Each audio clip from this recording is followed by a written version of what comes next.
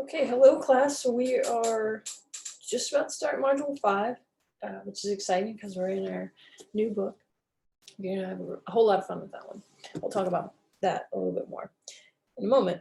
For now though, you're finishing up book 3.5, so we're down to the end of, book 3. We got to the last half of the last chapter. So this is weekly update, not 9, I think. Let's see. So a few things to add from last week. The study buddy discussion board, that was an optional one, but it was nice to see that some folks like Grace, Clarissa, Letheriel, and Keegan all had some comments, and I hope you guys do get together on those, because again, there are a few people that I feel are a bit behind, and I'm worried about what's going to happen to you by the time the final comes.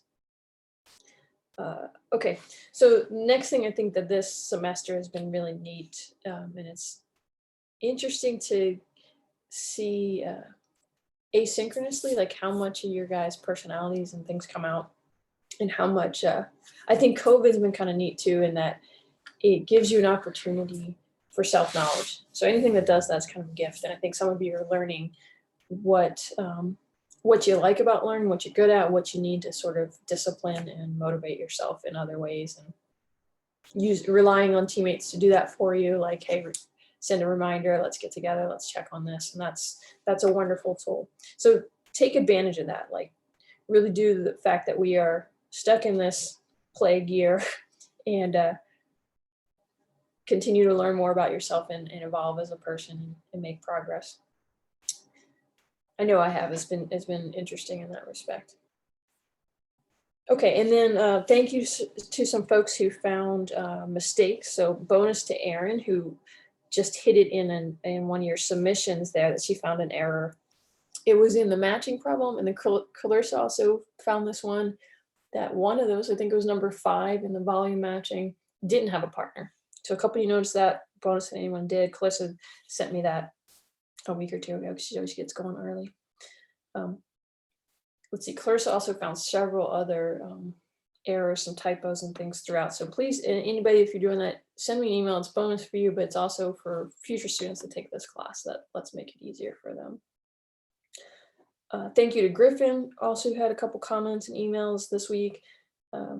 He mentioned the videos. I think he found a sign error in one of the videos. If you guys noticed anything on any of the videos, I'd love an email about that too. I'm about to, I'm actually, my husband's gonna make, there was a bed in here, so my mother-in-law will come stay sometimes. It's like a spare bedroom. I'm gonna turn it into a Murphy bed, so it's gonna come off the wall, boom. And when it goes up, it'll have a whiteboard on it. So I'll be able to shoot videos in here. I was limited in the past by the time of day. I had to wait for the sun to come in.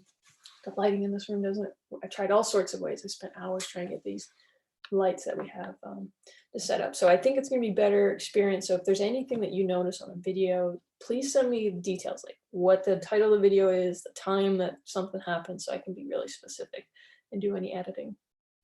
I'm going to try to start that upgrade. Oh, speaking of that, I did a little upgrade for my in my room. I don't know why I didn't think of this earlier, but it might help y'all when you do in the corner here. Yeah. Okay, so I think you guys can see the lighting's so strange. Oh, there we go. So this, I had done that in the floor, but I think this is actually helpful when it's up higher like this, because I happen to have a chair rail in this room. So like, this is my x-axis, this is my y, this is my z. And yes, this is the non-negative octant up here, but now I can see below. I can actually look out through the window and think, I can see all of R3 easily in this corner of the room. And I think that's going to be helpful when you guys start book 3.5. We're going to go back and review some things about vectors. So we have vectors shooting out from here, lines shooting through there. So if that helps, maybe draw some lines on put all the Post-its closer and draw lines, and you can see. So you can elevate your origin anywhere you want, rather than I had always been like, oh, let's do it down there in the corner. Okay.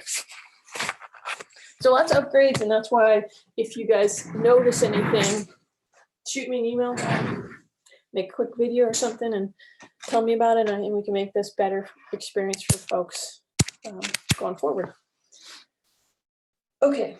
All right, now back to your homework. So activities, as usual, I put your activities in your calculations in the module for week 2 samples and examples. So just some ones that I liked in particular, I'll talk about. Keegan and Eleanor in their activities chose some different activities from other folks. A lot of you like the visual matching, so most people did those, but Keegan and Eleanor did some different ones like the area and the dx dy versus dy dx. So if you skip those, but that's a skill you need, go back and check out these folks' work. Clarissa did, I think, every activity in there. So check out hers. I dumped hers in. I think every piece of every activity, if you want to know, check out what she did.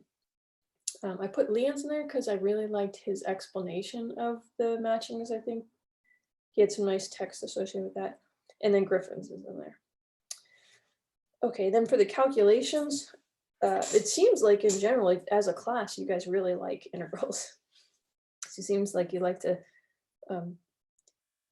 integrate as you go. Remember inside out, and I liked Dana May mixed those up one time and made a note because one assignment was dx dy, one was dy dx, same problems, and so she was able to flip flop them. And a couple of you sent emails too, like always working from the inside out, and no matter how many you have triple integrals, quadruple, and keep on going. Some of your majors you might see more triple integrals. We usually stop at double, or there's certainly the most common, but you always want to be thinking about that inside out. Don't get tricked. Let's see. Some ones that I liked. Liam had a nice one because he had discussion.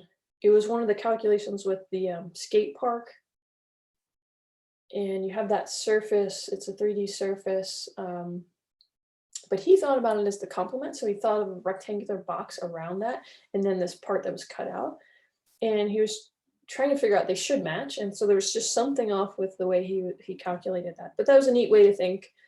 And it's a piece of, I don't know if it's one of the math morals in book 3 or 3.5, but like thinking complementary and complementary spaces can be really helpful. Let's see, Kelly's I liked because she had a nice discussion of when to use Fubini's theorem, discussion of whether or not it's separable. Oh, which reminds me of a discussion Griffin and I were having this week about, so you wanted to be doing your problems as much as you can by hand. And there was one in particular. Oh yeah, here it is, page 361. We had volume practice. That's like the lighting isn't gonna work, but this one at the top, where because the surface was over which you're integrating R would look like this, your limits of integration when you set up your integral, it was that same tent surface. So like, was it sine X, cosine Y? Yeah, the one you're super familiar with. But you were integrating over something where the limits then had variables. Whenever you have variables in your limits of integration, you can't do the separable property. Even if the function itself separates, like the sine X times cosine Y, it has to have constant limits of integration. So again, Kelly kind of went through some of that in her calculation homework. Mac and Thomas, nice job. Very clear and easy to follow. I think these following ones was Dana May, Aaron, Grant, and Griffin. So any of those, take a look. Like nice the way they did the layout. Aaron likes to take a lot of space and write sort of vertically, line by line. Dana May's is more horizontal, but always easy and clear. Oh, Grant did a neat one because he did the volume of the eyeball. So he went after that. I don't think anybody else even went for that one.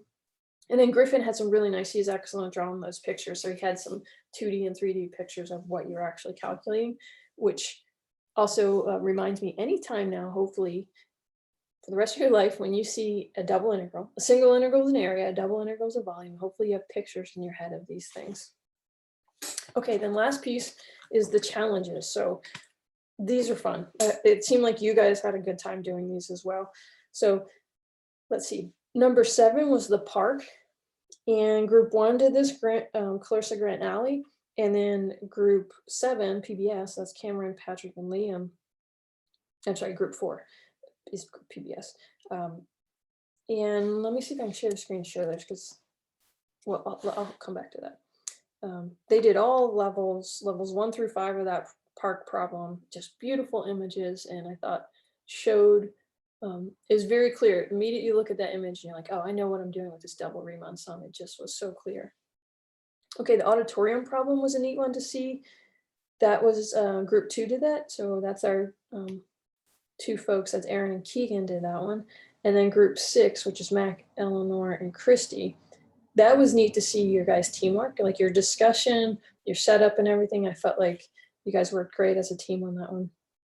The pictures were really nice too. I think it was Keegan and Aaron's group used some tech tools and some hand stuff to show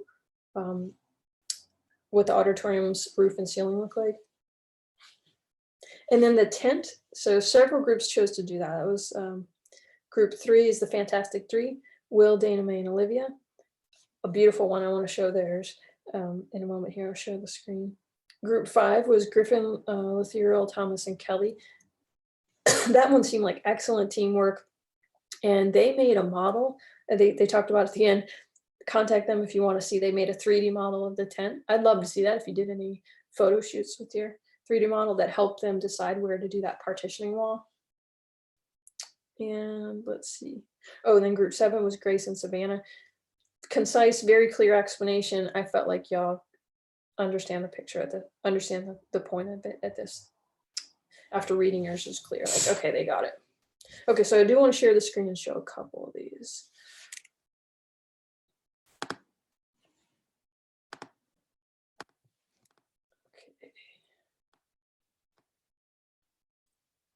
Group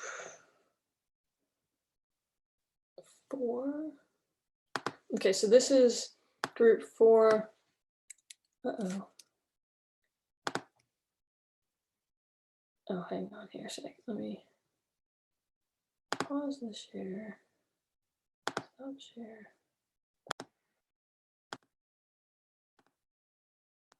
Okay, so this is group 4, Team PBS, Cameron, Patrick, Liam. They chose the park problem number 7, challenge number 7. So they took some screenshots from the book, and then they go through all their, I always love this too. They have their steps of what they tried to do. And then here's their nice pictures where they chose the midpoint rule. They show the point that they were doing to get the estimates of the areas. I'm sorry, the estimates of the heights, you know, the area of each square, and then they're multiplying that by the height using the midpoint rule. Discussion of the strategy. And then here's their calculations. I have a nice little table here, adding up all these numbers. And was it possible to do it? Again, really nice overlay on top, the midpoint rule on top. And then, okay, and then they went through every upgrade, levels 1 through 5, adding more. So here was the original one, then they added these more points, n equals 16. Again, beautiful pictures that made it very clear what they were doing in each calculation. Yep, went through all the level up, all the strategies, all their calculations. Okay, and then the other one was group, was the tent problem. So that was challenge number 9, and this was the Fantastic 3, which is group 3 as well. All right, and this was the team of Will, Dana, Mae, and Olivia. And I want to talk about, oh yeah, so here's their figures. Really nice mix of computer generated and hand done work. So they use CalcPlot 3D. There's the nice dividing wall, easy to see. And then they show their calculation. Nice figure by hand associated with this is Dana Mae's sketch. The shaded region that they want to get, how they're integrating it with respect to which variables. Okay, and then the by hand work. Again, really clear, step by step. Because it is all constant limits, separate that. It is a separable all x, all y. You could have done 2 single integrals. And they get down to their by hand calculations. They also, I think, go back and check that with a tech tool. And so they were quite, these are the numbers, I think every group got 0.29 versus 0.7, quite different. And then here is, as they move that wall, different visualizations in CalcPlot 3D. One thing to say on CalcPlot 3D, once you get to be a super user, you start learning more and more hidden features in there. So just play around, but like you can get rid of the bounding box. There's a way to do that. The way to, I noticed several other groups also had trouble getting their z-axis upright, use your, rather than like the mouse pad in CalPlot 3D, use your arrow keys. You have much better control over that. And let's see. Oh yeah, then here is the y equals mx going through the origin and from an overhead view. And getting it closer, like 0.43. Yeah, to split it 1/2 the 10th, the volume would be 0.43, and then the m that did that. Really nice job. Also notice like little details, like every figure is labeled, nice captions, numbers and captions. So graphic design, I think, really does help when you guys are going to have your jobs in the future. Like those sorts of little details do make a difference. So why not learn how to use these tools if it's, what are we doing? What is this thing called in Google? Or if you're using Word docs or PowerPoint, whatever it is, understanding, taking the time now while you're in school and get grades for these things, why not learn how to optimize the use of these tools instead of just getting frustrated? Use it now. Like, it's a good time to do it. You know, it'll pay off, guarantee you, in the future. I've actually worked often as a consultant for several court cases, and they would pay me hourly, like obnoxious amounts of money to give them advice on technical issues. I've had some fascinating ones, but that's a whole nother long time on the Zoom. But one of the things I took was like, I got really good. They like things in PowerPoint, and mathematicians would do things with tech, but they had done PowerPoint, we'd be sharing things. And so I ended up, I didn't originally, got very good at it. But those things matter in how you present something. In fact, I just had this, my husband and I had to meet with our accountant, our tax guy every year, get ready for, so it ended up being kind of complicated. So he's an older guy and I prepare what I need to give him, but this was his first time on Zoom and I didn't really realize how that was going to affect him. And there's so many things when I look back that I could have done yesterday to have prepped him and made it easier for him. So think about your audience all the time and put in that little bit of extra work, because that actually pays off. It makes less things that this guy would have to, you know, take in information. If I had just cleaned up, I had notes that I just typed really kind of for myself, because we usually meet in person and then I can orally telling these things. But I could have done so much better on the graphic design of just typing my notes, and how I laid things out would have made it so much clearer for him. So anyway, just a lesson I think over the years I've learned working with different companies, that skills that seem maybe little details, but get good on them now and they'll pay off for you. All right, so then last thing, yes, we're in book 3.5. This is gonna be so much fun. We already had a lot of fun in book 3. This one's also super visual, but we can do even more things. I don't know if you can see that little roller coaster on the front there. We're going to be able to describe functions in 3D space. Like in 2D, we could define any kind of y equals f of x. Now we're going to have things called space curves that move in 3D. And we can do all sorts of neat analysis of those. We're going to also come back to surfaces, but that was mostly what we did in book 3. Come back to surfaces from a different perspective, sort of extending the ideas of these space curves in another dimension. So then we'll have surface that can be more interesting and more complex than the ones we did over here. And then we'll come back to vectors, lines, all those things, and we'll have vector fields, which is super helpful for all you STEM majors. So you're going to use those often. I think you're going to have a great time with this one. The students last semester, I don't know, they loved both of them, but I think they might have liked this one a little more. So I think you'll have fun. All right, well, enjoy, and glad that you guys are past midterms. Hopefully that little rush is over and you can kind of settle back into the usual routine. All right, have a good week.